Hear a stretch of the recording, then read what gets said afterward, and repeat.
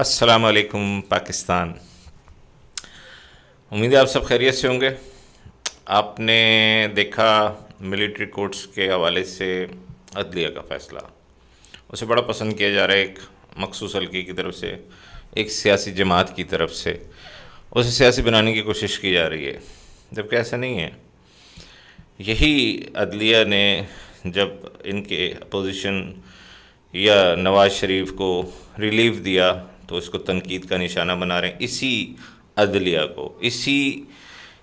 को ये माजी में भी तनकीद का निशाना बना चुके हैं। बेतहाशा बल्कि बहुत ही बेहुदा किस्म के ट्रेंड भी लॉन्च करे हैं पीटीआई ने, पाकिस्तान तहरीके इज़राइल ने। तो कहने का मकसद ये है कि उसे मुतनाज़ा बनाने में भी पेश हैं और अभी भी पेश हैं। मिलिट्री कोर्ट्स हमारी ज़रूरत यूँ है कि आपको पता है कि दहशतगर्द जितने भी इस वक्त रिहा हो के जा चुके हैं पीछे भी, और उसके बावजूद उनको सज़ाएँ नहीं हुई। कितने दहशतगर्दों को सज़ाएँ हुई क्योंकि अदलिया उनको रिलीफ दे देती है या उनके ख़िलाफ़ जो है वो सही मजबूत सबूत नहीं पेश किए जाते, जिसकी वजह से उनकी सज़ाएँ मुअत्तल हो जाती हैं और वो बरी हो जाते हैं। ये एक अलमिया है इस मुल्क का, क्या कह सकते हैं। अच्छा, 9 मई ये लोग समझते हैं कि शायद भूल जाएंगे। भूलने वाले नहीं भूलते भाई, वो कभी नहीं भूलेंगे। 9 मई पाकिस्तान का 9/11 है, उसमें मुलविस हर किरदार को सज़ा मिलेगी। कहते हैं कि प्रेस कॉन्फ्रेंस करें तो धुल जाते हैं। प्रेस कॉन्फ्रेंस वालों की वीडियोस नहीं है, इसीलिए वो धुल जाते हैं। अक्सर प्रेस कॉन्फ्रेंस वालों की वीडियोस नहीं है।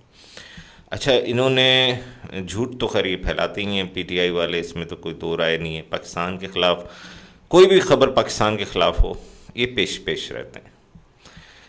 और वहाँ भगोड़ा राजा जो बैठा है, उसके अलावा भी दीगर सारे किरदार, टैक्सी मेहदी वगैरह, सिपाही मुईद मुदी, दीगर, ये सब पाकिस्तान मुखालिफ मुहिम का हिस्सा हैं। और ये एक भारी फंडेड वो कहते हैं ना किरदार हैं।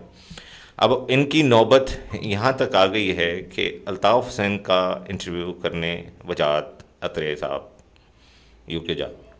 अब यूके में इंटरव्यू लेने में किससे ले रहे हैं? अल्ताफ़ हुसैन से, है ना। कमाल हो गया। वही अल्ताफ़ हुसैन जिसको पीटीआई के बानी क्या क्या कुछ नहीं कहते रहे, आज वो उनका साथी बन गया, हमजोली बन गया। तो उसका भी किरदार वही है। पाकिस्तान मुखालिफ नारे, पाकिस्तान के ख़िलाफ़ सबसे पहला नारा जो है सियासी तौर पर अगर किसी ने पाकिस्तान में लगाया, वो अल्ताफ़ हुसैन था, जो 91 से मफरूर है, पाकिस्तान से भागा हुआ है। उसकी भी एक लंबी हिस्ट्री है। अच्छा, उनका वतीरा MQM लंदन का और पीटीआई का एक ही है, मुकर जाओ, हमारा आदमी नहीं है, हम नहीं जानते। यही अल्ताफ़ हुसैन का राय, यही पीटीआई का राय, इमरान खान का। वो तो खैर मास्टर ऑफ पीस हैं यू टर्न के या झूठ बोलने के, बल्कि मैं तो उनको हमेशा बोलता हूँ वो झूठ बहुत बोलते हैं।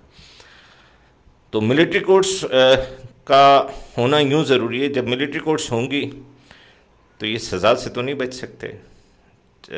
जितने भी 9 मई वाले वाक़यात हैं या दहशतगर्दी में मुलविस लोग हैं, देखें ना, 9 मई अगर हुआ है, ये जो मिलिट्री कोर्ट्स अगर मुअत्तल हो गई हैं, तो इसका फ़ायदा जो है ना, खाली ये नहीं 9 मई का वाक़या उससे जुड़ा हुआ है, 9 मई वालों को फ़ायदा होगा, नहीं, इससे सारे दहशतगर्दों को भी फ़ायदा होगा। जब दहशतगर्दी करेंगे ना, उनके केसेस भी मिलिट्री कोर्ट्स में नहीं चल सकेंगे, और उज़ैर बलोच के भी केसेस नहीं चल सकेंगे, दीगर जितने भी दहशतगर्द होंगे उनके भी नहीं चल सकेंगे। तो नुकसान होगा पाकिस्तान का। मुझे उम्मीद है चीफ़ जस्टिस साहब, मोहतरम हमारे चीफ़ जस्टिस साहब भी इस पर गौर फरमाएंगे। आला अदलिया इस पर ज़रूर गौर करेगी कि क्यों मिलिट्री कोर्ट्स ज़रूरी हैं। पूरी दुनिया में प्रैक्टिस है, अमेरिका इवन ये जिसकी मिसालें देते हैं जमहूरियत की, वहाँ भी सिविल्स के ऊपर मुकदमात चलते हैं और सज़ाएँ होती हैं। उसमें इंडिया भी शामिल है, उसमें बांग्लादेश भी शामिल है, अमेरिका भी शामिल है, यूके भी शामिल है, दीगर कई ममालिक शामिल हैं। बड़ी लंबी लिस्ट है ये। तो उम्मीद है कि जल्द मिलिट्री कोर्ट्स बहाल होंगे और उसमें 9 मई के किरदारों समेत तमाम दहशतगर्दों को, तमाम दहशतगर्दों को सख्त सजाएं दी जाएंगी। और मेरी चीफ जस्टिस से दोबारा मुद्दबाना दरख्वास्त है, इस पे बहुत गौर कीजिएगा, क्योंकि ये पाकिस्तान की सालमियत का मसला है सर। आप ये देखें, लोग बोलते हैं जी डंडे के ज़ोर पे मईशत दुरुस्त नहीं होती। नहीं, डंडे के ज़ोर पे मईशत दुरुस्त नहीं होती, आप बिल्कुल दुरुस्त करें, लेकिन माफियाज दुरुस्त होते हैं। आर्मी चीफ के इकदामात से, जनरल सैयद आसिम मुनीर साहब के इकदामात से क्या फ़ायदा हुआ? ये जो ज़ख़ीरा अंदोज़ थे ये परेशान हुए, मार्केट में सस्ता माल आ गया, चीनी ज़ख़ीरा अंदोज़, आटा ज़ख़ीरा अंदोज़, ये सब परेशान हुए, स्मगलिंग रुक गई, बहुत फ़र्क पड़ा। अशिया खुर्दनोश जो कि आम आदमी की नीड्स हैं वो नीचे आए। तेल के प्राइस, तेल मतलब खाने का तेल, घी, पेट्रोल, ये सारी चीज़ें नीचे आई हैं। इसका फ़ायदा आम आदमी तक पहुंचा है। ये है डंडे का कमाल। अनफॉर्चुनेटली आपकी कौम ही ऐसी है। मईशत दुरुस्त होना एक अलग चीज़ है, और ये डंडा जो चला है इससे आम आदमी को जो रिलीफ मिल रहा है वो शायद उससे भी पीटीआई खुश नहीं है। और उनके उसमें स्पेसिस में भी आप सुना कि अगर इन्होंने हालात सही कर दिए और ये महंगाई शंगाई ख़त्म कर दी तो फारिग, पीटीआई टाटा बाय बाय।